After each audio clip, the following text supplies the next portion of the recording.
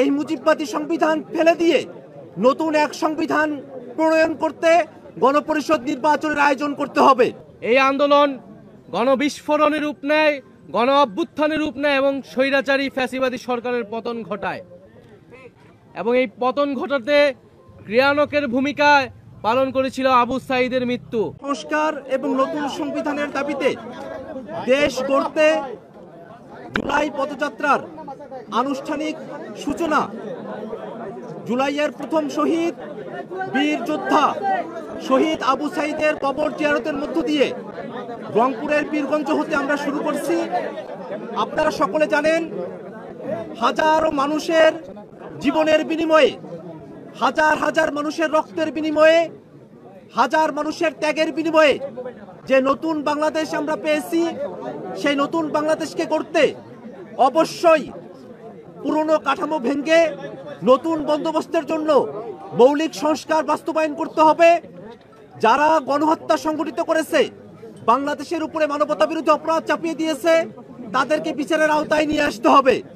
একই সাথে বাংলাদেশের পুরনো যে সংবিধান, এই মুজিববাদী সংবিধান ফেলে দিয়ে নতুন এক সংবিধান প্রণয়ন করতে গণপরিষদ নির্বাচনের আয়োজন করতে হবে। এই সব কিছুর মধ্য দিয়ে এক নতুন বাংলাদেশ পুনর্গঠিত হবে।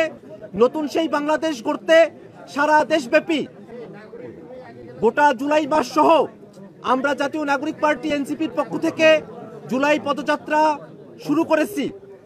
আপনারা সকলে জানেন, শহীদ আবু সাঈদ গত বছর 16 জুলাই রংপুরে বেগম রোকেয়া বিশ্ববিদ্যালয়ের সামনে রাস্তায় নিরস্ত্র একজন ছাত্র যৌক্তিক দাবিতে যখন তার কণ্ঠ উঁচু করেছিল, সেই সময়কার স্বৈরাচারী ফ্যাসিবাদী আওয়ামী পান্ডা পুলিশের নির্দেশে তাদের গুলিতে আবু সাঈদকে শহীদ হতে হয়। আবু সাঈদের সমাধির পাশে এসে আমরা দাঁড়িয়েছি, আমরা কবর জিয়ারত করেছি। আবু সাঈদের সমাধি এমন এক জায়গা যেখান থেকে আমরা বাংলাদেশ গঠন করবার শক্তি পাই। আবু সাঈদের কবর এমন এক জায়গা যেখানে আমাদের শোকের সমাপ্তি ঘটে। আবু সাঈদের কবর এমন এক জায়গা যেখানে আমরা দ্রোহের শক্তি পাই। আবু সাঈদের কবর এমন এক জায়গা যেখান থেকে গোটা বাংলাদেশকে আমরা বিনির্মাণ করার সুযোগ পাই, শক্তি পাই।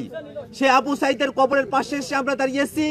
আবু সাঈদের কবরের পাশে থেকে তার কবরের মাটি ছুঁয়ে আমরা আজকে শপথ করছি, যতদিন পর্যন্ত না নতুন বন্দোবস্তের ভিত্তিতে, মৌলিক সংস্কারের ভিত্তিতে নতুন বাংলাদেশ গঠিত হবে, বৈষম্য বিরোধী বাংলাদেশ গঠিত হবে, বাংলাদেশে সামাজিক ন্যায় বিচার, সাম্য এবং মানবিক মর্যাদা পুনঃপ্রতিষ্ঠিত হবে, ততক্ষণ পর্যন্ত ছাত্র জনতার নেতৃত্বে জাতীয় নাগরিক পার্টি এনসিপির এই সংগ্রাম অব্যাহত থাকবে।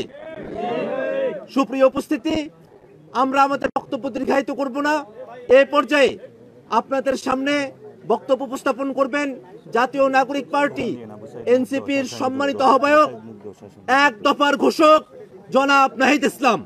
আবু সাঈদ মুগ্ধ, শেষ হয়নি যুদ্ধ, শেষ হয়নি যুদ্ধ।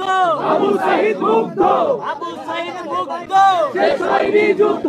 ইনকিলাব, ইনকিলাব, জিন্দাবাদ, জিন্দাবাদ। আচ্ছা, আসো। ইনকিলাব, ইনকিলাব, ইনকিলাব, জিন্দাবাদ, জিন্দাবাদ। আবু সাঈদ মুগ্ধ, শেষ হয়নি যুদ্ধ। সরতে বলতেছে ওইদিকে। আবু সাঈদ মুগ্ধ। ভাই, এই যে ওনাকে ভাই, আপনারা একটু পিছাই যান, এই সাইডটা একটু।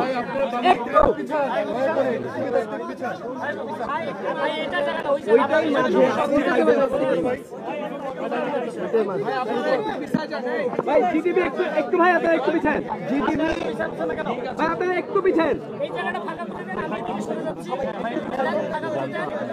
প্রিয় দেশবাসী, প্রিয় সাংবাদিক ভাই ও বোনেরা,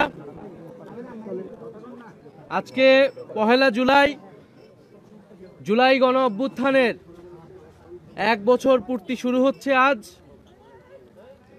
ঠিক 1 বছর আগে এই 1 জুলাই আমরা বৈষম্য বিরোধী ছাত্র আন্দোলনের ব্যানারে আমরা একটি গণতান্ত্রিক আন্দোলন শুরু করেছিলাম, যে আন্দোলনে আবু সাঈদ সহ শরিক হয়েছিল হাজারো লক্ষ তরুণ ছাত্র জনতা। কিন্তু আমরা দেখেছি সেই কোটা সংস্কার আন্দোলন থেকে বৈষম্যবিরোধী ছাত্র আন্দোলনের ব্যানারে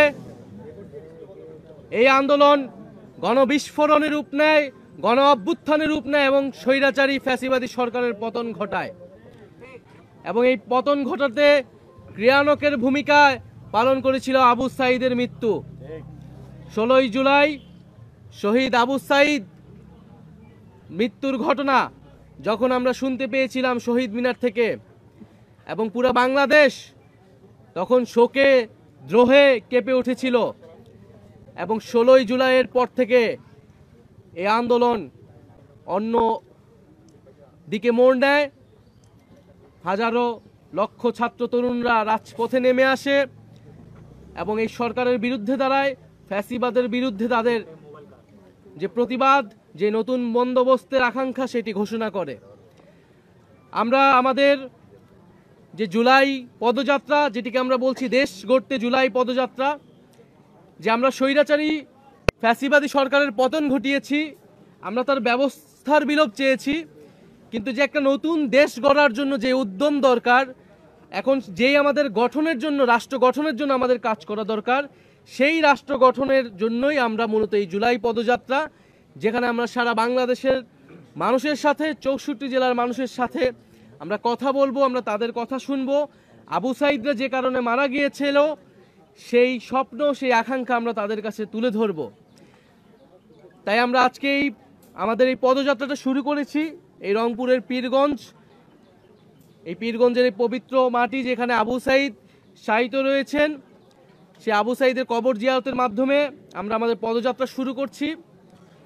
আবু সাঈদ যেভাবে পুলিশের বুলেটের সামনে বুক চিতিয়ে দাঁড়িয়েছিল, সেটাই জুলাই গণঅভ্যুত্থানে আমাদের অনুপ্রেরণা ছিল।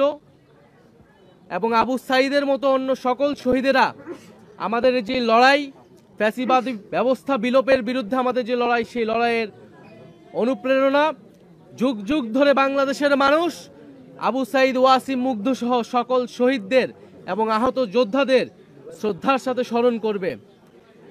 আজকের দিনে আমি জাতীয় নাগরিক পার্টির পক্ষ থেকে এবং গণ অভ্যুত্থানে অংশগ্রহণকারী সকল ছাত্র জনতার পক্ষ থেকে আবু সাঈদ সহ সকল শহীদদের, আহতদের স্মরণ করছি। এবং আমাদের যেই দাবি ছিল যে বিচার, সংস্কার এবং নতুন সংবিধান, সেই 3টি দাবি আমি আজকে আবু সাঈদের কবর থেকে পুনর্ব্যক্ত করছি। যে একটি নতুন বাংলাদেশ গড়তে হলে আমাদের অবশ্যই বিচার, সংস্কার এবং গণপরিষদ নির্বাচনের মাধ্যমে নতুন সংবিধানের দিকে যেতে হবে। এবং যে জুলাই ঘোষণাপত্র এবং জুলাই সনদ নিয়ে টালবাহানা শুরু হয়েছে, আমরা স্পষ্টভাবে আমরা হুঁশিয়ারি দিতে চাই, যদি কেউ আপনারা মনে করে থাকেন, যদি সরকার বা অন্য কেউ মনে করে থাকে যে এই যে হাজারো লক্ষ মানুষ যারা রাজপথে নেমে এসেছিল তারা ঘরে ফিরে গিয়েছে, তাহলে আপনারা ভুল ভাবছেন। আমরা আবু সাঈদের কবর থেকে ঘোষণা করছি, আমরা বাংলার প্রতিটি পথে প্রান্তরে যাব। আমরা বাংলার ছাত্র জনতা, তরুণ, শ্রমিকদেরকে আবারও রাজপথে নেমে আসতে আহ্বান জানাবো। এবং আমরা 3রা আগস্ট ঢাকায় আসছি, বাংলাদেশের জনগণকে, ছাত্রদেরকে, শ্রমিকদের সাথে নিয়ে আমরা ঢাকায় ঢুকবো এবং আমাদের যে জুলাই ঘোষণাপত্র এবং জুলাই সনদ সেটি আমরা আদায় করে ছাড়বো ইনশাআল্লাহ। আপনারা যারা সাংবাদিক ভাই বোনেরা রয়েছেন তাদেরকে আন্তরিক কৃতজ্ঞতা জানাচ্ছি, ধন্যবাদ জানাচ্ছি। এবং আমরা এই পদযাত্রা আপনাদেরকেও সাথে পাবো। আমাদের যে বক্তব্য, সাধারণ মানুষের যে আকাঙ্ক্ষা, সেটি জনগণের কাছে তুলে ধরবেন। আসলে মানুষ কি চায়, এই 1 বছরে মানুষের প্রত্যাশা আসলে কতটুকু পূরণ হয়েছে। এবং আমাদের মধ্যেও আসলে হতাশা রয়েছে, কারণ আমরা এখনো বিচারটা সম্পূর্ণ দেখতে পাইনি। আমাদের যে বৈষম্যহীন বাংলাদেশ, আমাদের যে সংস্কার, সেটিও আমরা আসলে সম্পূর্ণরূপে দেখতে পাইনি। ফলে আমরা মনে করি যে এই যে বলা হচ্ছে যে এইটা সরকার পতনের আন্দোলন ছিল কেবল, আমরা মনে করি এটা কেবল সরকার পতনের আন্দোলন ছিল না, এটি ছিল নতুন বন্দোবস্ত প্রতিষ্ঠার আন্দোলন। একটি দল পরিবর্তন বা ক্ষমতার হস্তান্তরের জন্যই গণ অভ্যুত্থান ঘটেনি। গণ অভ্যুত্থান ঘটেছিল এই যে একটি গণতান্ত্রিক বন্দোবস্ত, সেই বন্দোবস্ত প্রতিষ্ঠার জন্য। আজকে 1 জুলাই আনুষ্ঠানিকভাবে আমরা আমাদের কর্মসূচি শুরু করছি।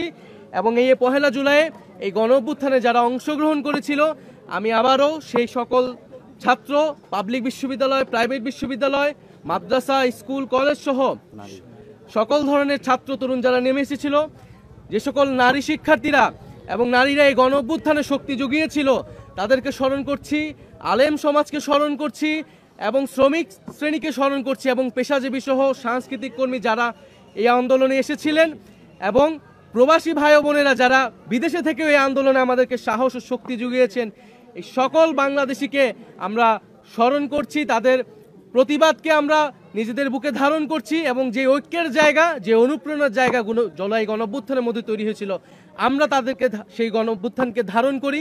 জাতীয় নাগরিক পার্টি সেই গণঅভ্যুত্থানের আকাঙ্ক্ষাকে ধারণ করে সামনে এগিয়ে যাবে। আসসালামু আলাইকুম। আপনার স্বপ্নগুলো আকাশ ছুবে প্রবাসীর হেলিকপ্টারের মাধ্যমে। বিয়ে, জন্মদিন অথবা যে কোনো বিশেষ প্রয়োজনে হেলিকপ্টার ভাড়া করতে যোগাযোগ করুন স্ক্রিনে দেয়া নাম্বারে। প্রবাসীর হেলিকপ্টার, নিরাপদ ও সাশ্রয়ী বাহনের বিশ্বস্ত নাম।